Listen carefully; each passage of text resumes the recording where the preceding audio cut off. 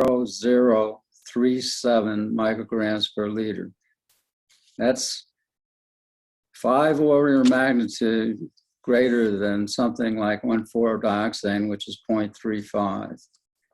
Is TCE present at the site? Have you tested for it? 9.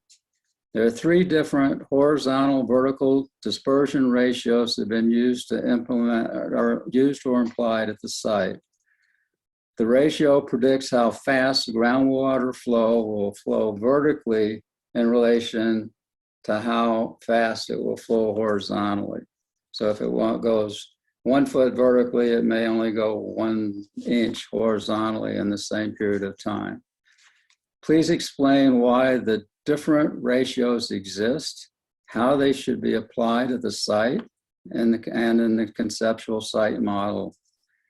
Of primary concern to us is that the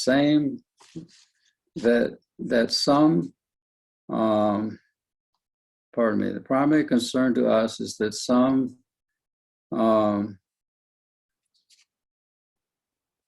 of those ratios imply that chemicals of concern have migrated below the contaminant walls and beyond the point of compliance. So that's why we're asking about those. 10, please explain to us what scientific factors go into making decisions on the placement of the monitoring and extraction wells. Have these factors been applied universally? For example, at the lignite layer point of compliance. 11 is similar to that, and is they have the decisions made on the placement of the monitoring and extraction wells. How do they relate to the north boundary barrier wall and the slurry wall? Have they been done to prove that those are indeed containing the contaminants of concern? In relation to the vertical dispersion ratio, horizontal vertical dispersion ratio, that's number 12. The dispersion ratio based on the longest period of continuous testing would indicate that chemicals of concern have already contaminated the Arapahoe and the Laramie Fox Hill aquifer. Please explain why you think that that is possible or not. If either case is not, in either case, would it not be prudent to test those aquifers to make sure that your thinking is correct? The primary concern is to make sure that the environment and public health is protected. If there's a scientific reasonably possibility of contamination, that should be proven, not just assumed. Number 13, have you investigated the use of higher resolution surface seismic reflection geographic surveys at the site? And I'm asking that because I think that would help find the primary flow pathway for the molybdenum. Have you investigated the use of high resolution site characterization at the site? And I'm asking about that because I think that that would give us a much better picture of what's going on where the moly is, the molybdenum. The most, 14 is the most recent numerical site model division, or divides the Lowry, the most recent numerical site model divides the Lowry landfill Superfund site into 9 hydraulic zones, horizontal zones. Some zones are labeled for the associated geographic zones. In other words, they say that zone number 6 says this geographic area. Others have not. So I'm asking that please label where the unweathered Dawson, the separation layer, and the weathered Dawson are in their respective zones, i.e. in zones 1 through 4. That would tell us whether or not various aquifers have been affected and are contaminated. Number 15, What stage are we in within the project life cycle of the Lowry landfill site? What does that stage mean? And what do the later stages entail? What are the prospective dates for each of these stages to be completed? We've gotten some idea of that, but I personally am concerned that every effort is being tried to make to state that the site is protective when we haven't answered these questions, to make sure that they are protective. And once it's protective, I'm afraid that people are going to say it's protective, therefore we don't need to do anything except continue doing what we're doing and contain the site. So if any of these ideas above were to be evaluated according to the recommendations of the 2017 5-year review, we request that those above comments be addressed in the finalized 5-year review. In other words, if any of these ideas are pertinent to the 5-year review, please address these questions within the 5-year review.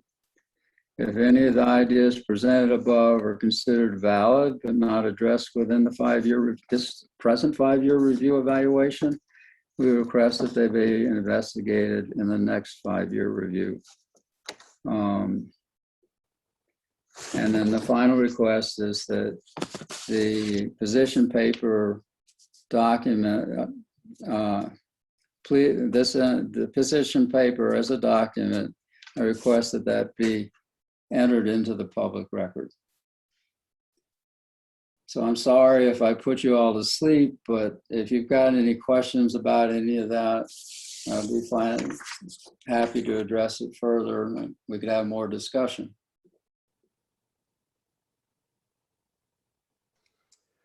So questions about anything on the 15? Should we start at the top? Questions starting in the first few? I would just like to thank Tom for all of the hard work that he's put in on that paper, and I've read it and agree with it. I just don't know how the responses are going to come forth. Maybe we need to talk about a strategy on how those points would be answered. As anybody would offer that, I would appreciate it. So the EPA technical team will take a look at this. They've already received it actually yesterday. And so we'll go over that. It seemed like Tom had some extra questions that he said verbally that weren't in this write-up. So we'll take those into consideration too. There's a lot to, I mean, there's many components to what he has in this paper. So we'll take a look at them individually. As far as timeframes, that's unknown because I don't know how long it'll take for the team to go through this, but we will. And so as we all know, we've started the next 5-year review, which is the 2022. So these will be part of that consideration in that evaluation too. So that will be part of what's passed on to the contractor that's working on the upcoming 5-year review is SKIO. So I'll pass this on to them. So that'll be part of the review that they go through too. Thank you. Questions?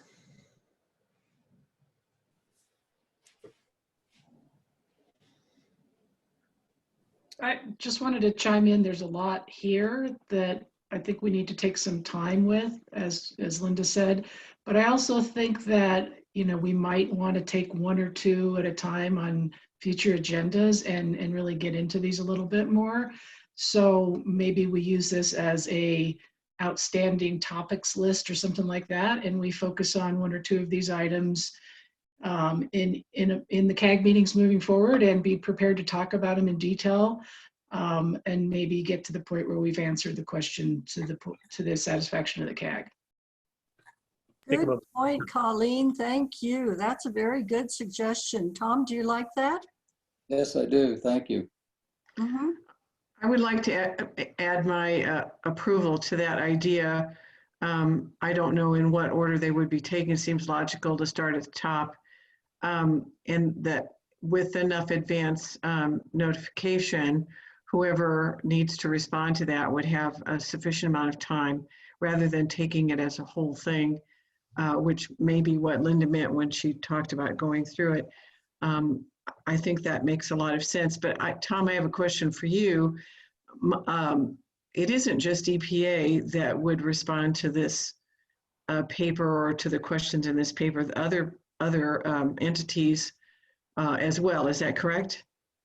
Yes, very definitely. The state of Colorado has some regulations that are for 1,4-dioxane for molybdenum that they need to clarify whether the PQLs off-site should be used. And the WSDs are going to be the ones doing the work, and I want to know whether or not I want to have their ideas as well. I would have one suggestion is that maybe the molybdenum might be the first one, because I think that's one that's still ongoing and active and has the potential for both having very high concentrations of molybdenum going off-site and very high concentrations of 1,4-dioxane going off-site. And as it looks to me like and I apologize if it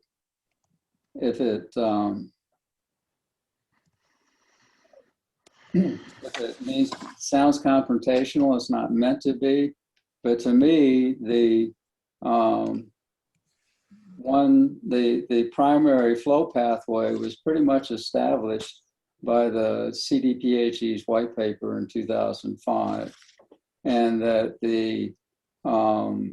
for instance, the placement of the monitoring well was far to the north or was far to the east of that, and the placement of the extraction well, rather than being right in the middle where the where the molybdenum is, was put south without them knowing if that well, and it was also placed higher in the geologic formation than where the major concentrations of molybdenum were found. So it sounds to me like both the monitoring is going to be inadequate and the extraction is going to be inadequate, and that's going to result in further contamination down the line. So Tom, so in November, the WSDs put out their technical memorandum on the molybdenum, and did you have a chance to look at that? I read that, and I also took an online site or an online 2-day 8-hour course each day on what happens to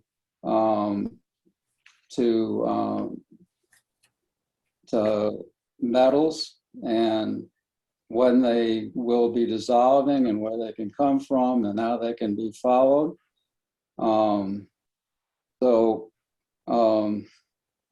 Yes, I read that, and there, as I guess that brings up also, was there any formal work plan? Not just a technical paper.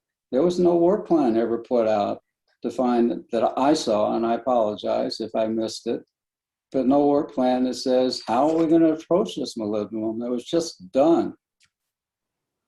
Yeah, and sometimes that happened. They did their investigation and incorporated it all into that.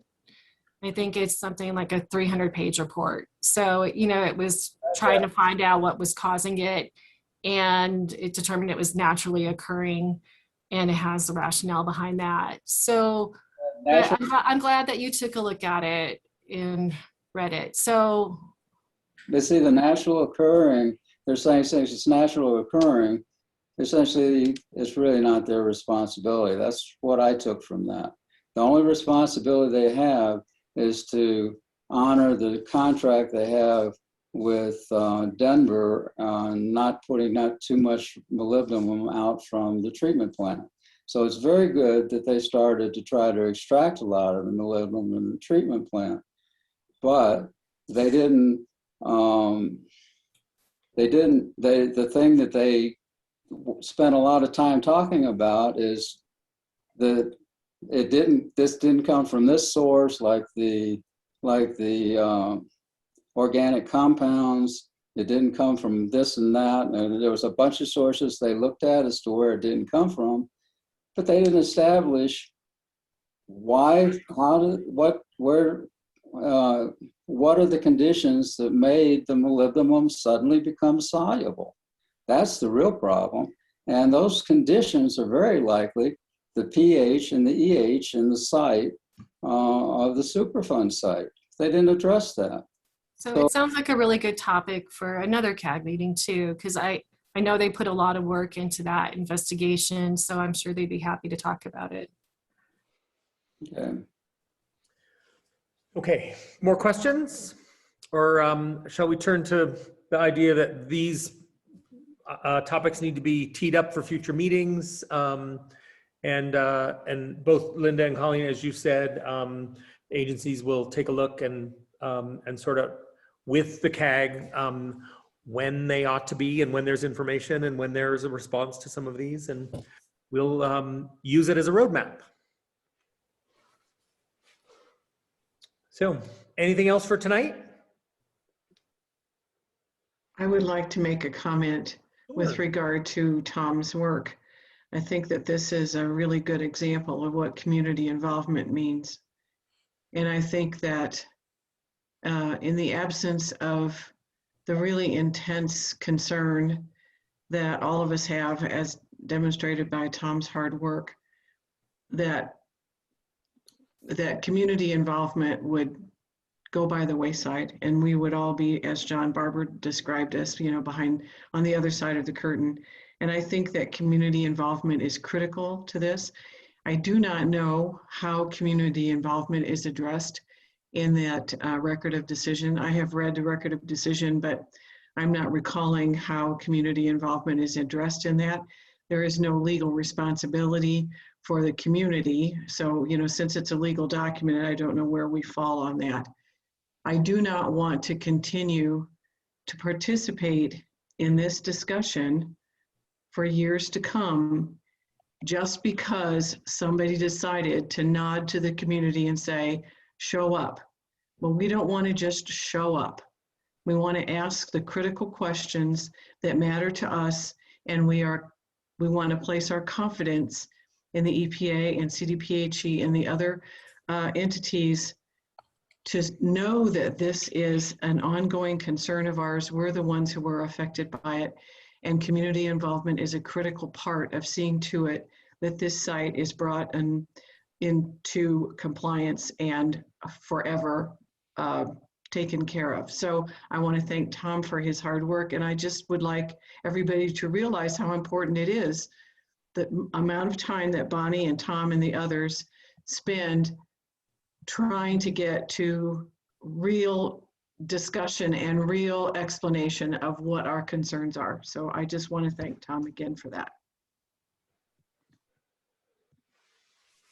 Okay. More?